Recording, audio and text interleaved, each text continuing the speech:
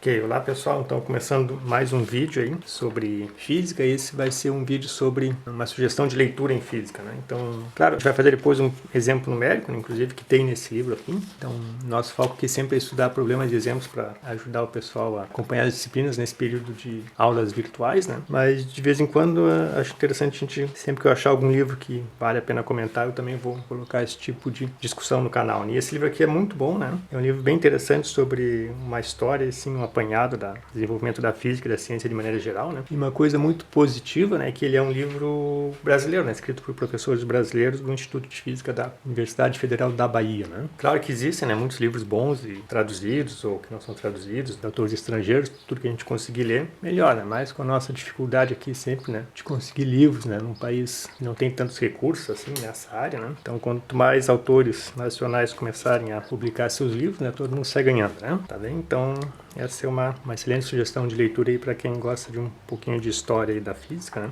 Claro que qualquer livro de física que a gente for estudar, né, que nem isso que a gente usa aqui de maneira geral, por exemplo, o Hardy, o Tipler, o Zemansky e outros livros consagrados aí de física, eles têm alguns comentários sobre o desenvolvimento da física, a história das ideias, mas às vezes é bom ter uma leitura, né, de um texto específico sobre isso, né? Então, esses são os professores da Universidade Federal da Bahia, né, organizador, o professor José Fernando Rocha, que escreveram esse livro, né? Então, eles cobriram todas as áreas da física, né?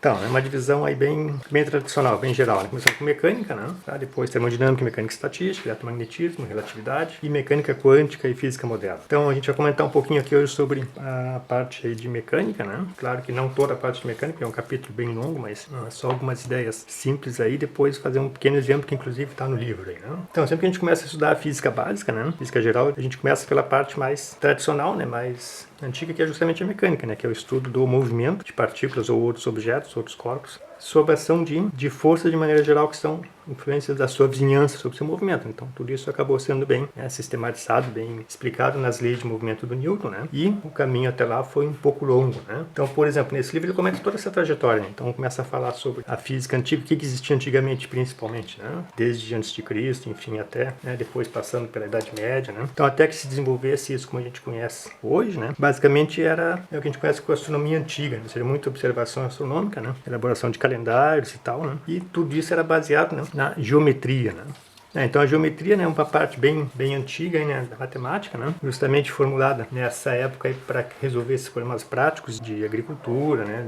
medição de terrenos, depois observações astronômicas para fazer previsões sobre, né, ter um calendário para prever as estações. A agricultura dessas civilizações, obviamente, era muito dependente disso, né? E o que a gente conhece hoje como, né, matemática e física na forma moderna, né, basicamente se desenvolveu mais fortemente até depois, na época de Descartes e Newton, né, com o surgimento da geometria analítica, né, e o cálculo diferencial integral para que a gente tivesse hoje a mecânica, né, na forma que a gente estuda nos livros hoje, né, com derivadas, né, com integrais, com vetores, né. Então, até essa época, né, século XVII, né, o conhecimento era baseado principalmente na forma geométrica de tratar, né, os problemas. Então, por um período de mais ou menos 1000 anos, o que se tinha era, né, principalmente, né, era a geometria de Euclides, né, baseando todos esses problemas dessa sistemática de calendário de observações astronômicas, né. A ciência de Aristóteles, né, que foi alguém que estudou bastante todas as áreas do conhecimento, né, dentro daquilo que era possível fazer na época, né, e o sistema geocêntrico de Ptolomeu, né, a astronomia de Ptolomeu, né, que colocava, né, a Terra, né, no centro do universo, e isso era, né, sua teoria geocêntrica, né, que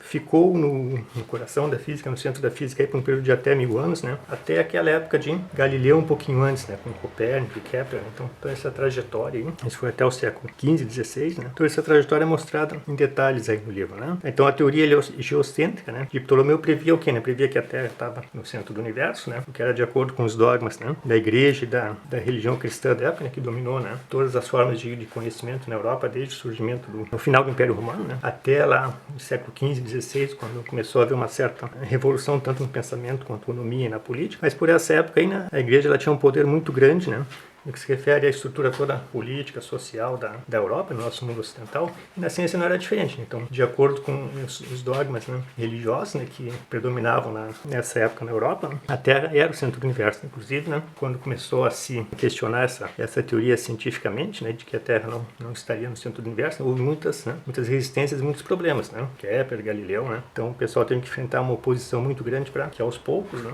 a teoria geocêntrica, né, fosse sendo substituída pela teoria heliocêntrica, né? Que depois apareceu com Copérnico e Kepler, né, bastante tempo depois, né? Então as órbitas, né, por exemplo, na época de Ptolomeu, né, a astronomia era formulada supondo que todos, né, os planetas, né, tinham órbitas circulares, né, em torno da Terra, né, inclusive o Sol, né? Porque o círculo era a forma perfeita, né, a forma perfeita da geometria grega, né, e isso era adotado também pela interpretação, né, da física e da ciência segundo aquilo que era aceito, né, pela dominação da igreja na época. Então foi só lá pelo século XV, né, época do Renascimento, né, que começaram a cair esses dogmas medievais, né, por exemplo, de que a Terra é o centro do universo, né, de que corpos mais pesados caíam mais rápidos que outros, né, que, por exemplo, né, depois da Lua o universo era imutável, né, que todas as mudanças do universo eram transitórias só na distância da Terra até a Lua, onde aconteciam modificações na natureza. Então tudo isso acabou sendo reformulado com observações mais precisas, né, e com teorias que acabam surgindo baseadas nessas observações, né. Então, por exemplo, Copérnico, né, formulou um sistema heliocêntrico, né, em que ele conseguiu explicar de maneira mais simples que Ptolomeu, um pouco mais simples pelo menos, né, as órbitas dos planetas do sistema solar, supondo que o Sol esteja no centro do universo,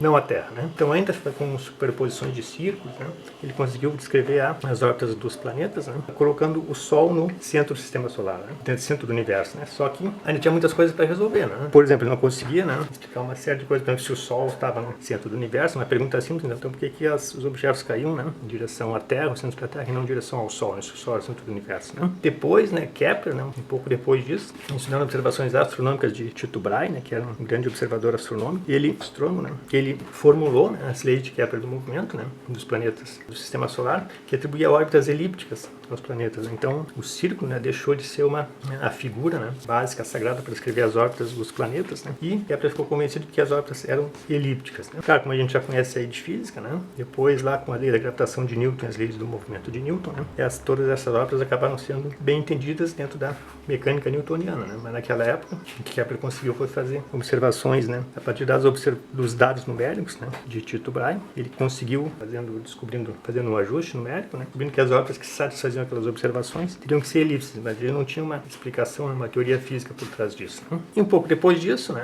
quase na mesma época, um pouquinho depois, né, Galileu, né, para muitos é considerado aí, né, um dos fundadores do método científico, que baseava, né, nas observações muitas de suas ideias e teorias, né. Então ele chegou bem perto de observar, né, por exemplo, a ideia da inércia. Então tem as famosas experiências de Galileu sobre a aceleração constante com que os corpos caem próximos da superfície da Terra, né, o que era.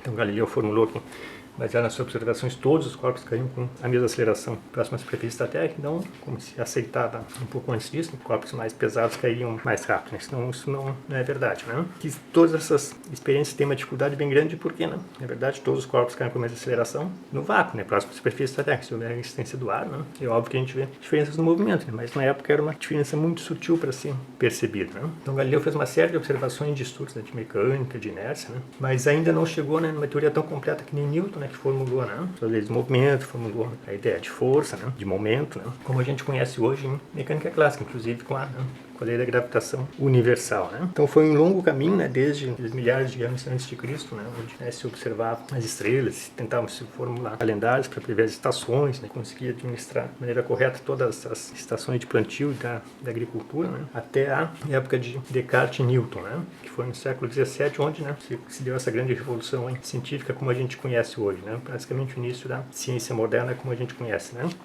Ok, então na época de Eratóstenes, né, século III a.C., né, já se tinha uma ideia clara, né, de que a Terra era redonda, né, aproximadamente redonda, né, não era completamente plana, né. E o que Eratóstenes fez? Essa observação ele também, né, é conhecido, a gente vai achar isso em alguns livros de matemática, né, pela formulação do crivo de Eratóstenes, né, que é um procedimento, né, relativamente simples de ir descobrindo, né, os números primos, né, tá, mas isso é um outro assunto, né. Então nesse problema, o que ele fez? Né? Ele determinou o raio da Terra. Como é que ele fez isso? Né? Ele observou que em uma cidadezinha, né, Assuã, né, no solstício de verão, né, o Sol iluminava um poço, né, sem formar nenhuma sombra, exatamente na vertical, né, e na mesma mesma hora, né? Em Alexandria, né? Uma cidade, né, do Egito, né?